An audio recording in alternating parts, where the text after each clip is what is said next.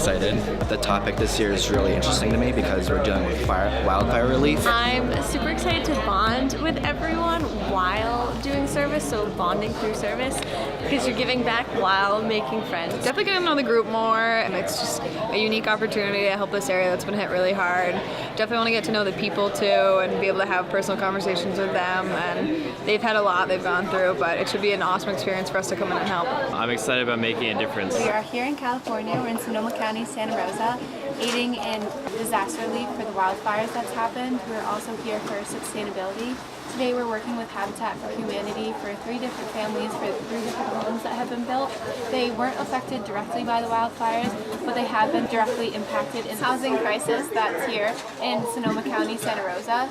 And the woman who we're working with has just explained that there is a housing crisis here and it's not really seen and a lot of people don't really know about it. So we're here today trying to make an impact in serving the community we're in. I am taking all the wood and then I'm separating it so we can get recycled. But we're gonna break it down first. I wanted to do something of importance and of impact over my break and wanted to give back to others. We are painting the trim for the doors in the new house. I'm on this trip because I thought it'd be a good way to take some of my free time that I have during the break and donate that time to people who need it. We're trying to clear the way so that this water can drain.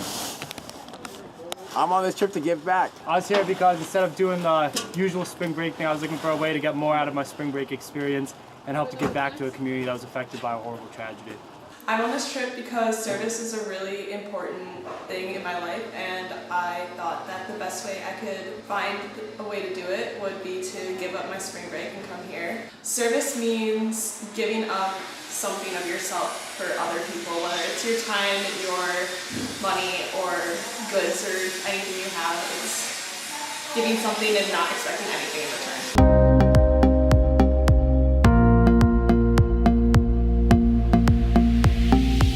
Today we've been unpacking a lot of boxes, building some furniture, and getting it ready to be put out in the restore to be reused and upcycled for use in homes. We are building furniture for the Habitat for Humanity restore. Service means doing something out of the goodness of your heart without expecting anything in return.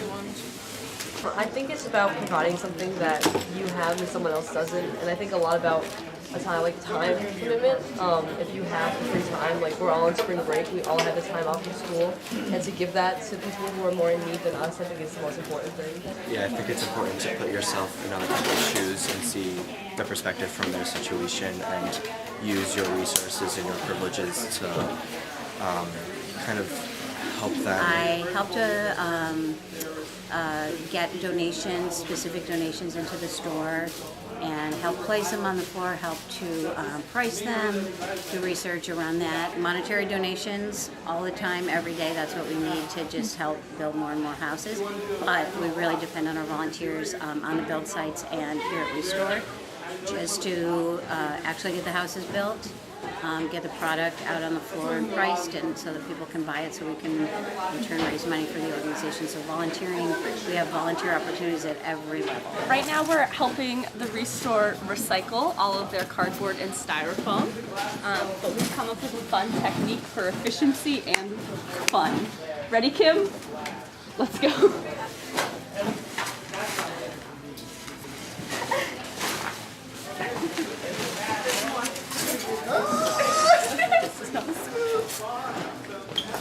Sorry. To me, service is a state of mind where you dedicate your time not because you feel like you're better or better abled to help someone, but because it's something that you want to do, like an internal feeling. You guys, you smelled the fire when you went to bed, didn't you? Uh-huh. We all knew there was a fire in Calistoga, way in the other county. Yeah. You're like, 15 miles that way, right? Yeah, we knew that. And you're like, wow, it really smells pretty strong. Went to bed, and then we're woken. Thankfully, woke up in the middle of the night and had to rush out of here. We tried to get out. There's a kind of a larger service road about a mile that way, and we tried to get out, but everybody else was trying to get out there too, and so it was backed up in both directions. So we ended up circling through this neighborhood. Our street wasn't on fire at the time, but as we circled through the neighborhood, house after house we saw, and we got out about a mile down the road that way to a bigger artery that where it was also blocked up. We ended up sitting in a strip mall parking lot for a couple of hours until the traffic died down, and watching kind of the fires up on the hill and in this area. You know, you could just see the blaze in the sky. The wind was so unbelievable. That was one thing that we escaped, and I tried to shut my front door, and I had to go like this to make it shut. And so there was nothing you could do with the 80-mile-an-hour wind and the firestorm. And we were all like wondering, is our house gone? Is our house gone? Before I left, I knew my house was gone. I had gotten some confirmation because people were sneaking in to see, even though it was a dangerous situation. I personally had a Facebook group that I had started earlier that summer for my street because we wanted to have some gatherings, and I reached out through there. I was like, help me, like, do you know questions here, questions there? It was a small group, and decided at that time to expand it to the larger area, just to be a way that we could communicate, because who knows where everybody went. And this group, I love it. This Facebook group still is lively and has almost 1,000 people in it now. I came out of my house about 4 miles north of here, our rental, and one morning during those fires, and there was ash on my car, and it just set me right off. The smell of the smoke and the ash on the car was, you know, it was a year later. People said, where do you live? I said, I live across from the orange house. Everybody knew where I lived. And they had this white fence that didn't burn. Nobody knows why it didn't burn. One thing that we were trying to support is people putting in houses with porches. Because another thing that can help you be more resilient and prepared in disaster is to know your neighbors. And so if you have a nice livable space in the front and windows to the front, and you're looking at the people who live on your street, it's more likely you're going to be able to look after each other and help each other if things are rough. We're at a park in Northern California, and we're digging holes. A lot of actual design goes in and thought goes into the trails, primarily on how to deal with water. It's an ongoing issue. From an ecological standpoint, it was a pretty healthy burn. There was areas that burned really hot, but it's pretty surprising how quickly the vegetation has jumped back up in those areas. From a human impact standpoint, it was pretty bad. I believe there was something like 4,500 homes were destroyed, primarily in Coffee Park, which is in North Santa Rosa. Today we were working on this trail and just cleaning it up a little bit and making sure that the water could run so that it's not going to erode the trail anymore. So for like the water runoff, instead of having it pool down here as it goes straight down, it's gonna slope and then go down the hill. There it goes. Timber! I am clearing the trail to make it more even, so when people walk by they don't trip, and angled so water can run off. I'm missing! Just smoothing the trail, getting up the loose rocks, getting it at an angle so the water can run off. These trees are burned from the fire. You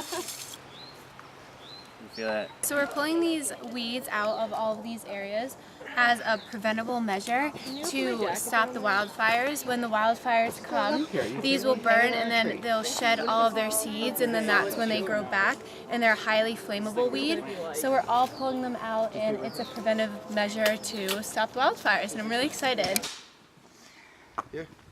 My experience of the fires was initially just getting my family together Sunday night when they first broke out. At about 2 in the morning, smelled smoke, checked a couple of websites, saw that the fires were going to be pretty bad, just based on the winds. So we actually left that night and went and stayed with some friends in Larkspur.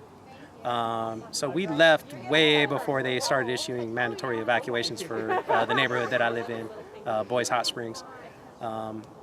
So eventually, after the fires kind of died down, I was called back to work, and then post-fire, one of my primary jobs with the parks was going around and inventorying different facilities that had been affected by the fire, as well as doing hazardous tree assessments for the parks.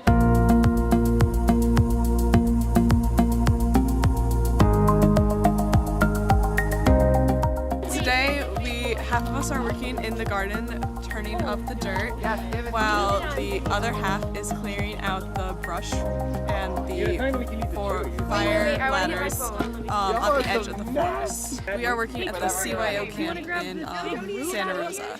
We're cutting the brush so that it's almost like a fire, it's supposed to resemble a fire, so that if a fire starts here, it won't use it like a ladder to get up to the canopy and then start like attaching for the camp. The trip is going awesome. It's definitely exceeded all my expectations so far. I love getting to interact with all the people that were affected by the devastation of the wildfires and getting a feeling that we've served the community that was affected by these and getting to see the beautiful landscape of this camp as well as meet the people that work here. Gotten to meet with some of the families whose homes have burned down, and that was just so eye-opening to see how resilient they are, and it's just been so inspiring to see how positive people can still stay. Very fun, hard work, but everything is in small steps, so it's just about getting to the end goal, and every little way helps. First I was expecting a wasteland, but then we came here and we saw a lot of damage, but also how the forest can recover on its own a little bit. I think I knew that ecologically, like, it can be good for the forest, but I didn't realize like how healthy of a burn it really was. And I didn't realize that like thinning, I guess I was associated like cutting down trees as like, oh my gosh, that's bad. But like thinning out this like makes such a big difference, and it's kind of just finding a way to live with fires as opposed to stopping So them. I honestly really couldn't imagine it, and being from Rhode Island where there aren't any wildfires, I didn't know how much of a toll it was taking on everyone. I knew it was bad, but I wasn't as passionate about it, I don't think. We had to reschedule 2 weeks of environmental education, which was not a big deal. And my staff were luckily still employed, and we were able to help out with other camps that were working with people that were dealing with the fire. And so we were very, very fortunate. You know, we had some poor air quality. So all in all, we rescheduled 3 weeks and 3 weekends because of poor air quality, but we were out of the fight. We weren't impacted directly by flames. But it's trying to restore the forest to more of a natural state. When fires, indigenous people would light fire in our local area every 7 to 10 years.